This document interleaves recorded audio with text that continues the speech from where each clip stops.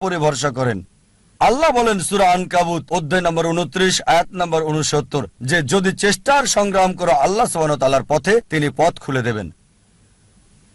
আল্লাহ আরো বলেন সূরা নাহাল অধ্যায় 17 আয়াত 43 এবং সূরা আম্বিয়া অধ্যায় 21 আয়াত 7 ফাসআলু আহলিয যিকরি ইন কুনতুম লা তা'লামুন। যদি তোমরা না জানো তাকে জিজ্ঞেস করো যে জানে, তার কাছে যার জ্ঞান আছে। তাই সফলতার জন্য প্রথম আল্লাহর উপর ভরসা, দ্বিতীয় হচ্ছে চেষ্টা করা, সাধনা করা আল্লাহ সুবহানাহু ওয়া তাআলার পথে, তৃতীয় হচ্ছে যে জানে তাকে জিজ্ঞেস করা। পরিকল্পনাটাও জরুরি, গন্তব্য থাকাটাও জরুরি।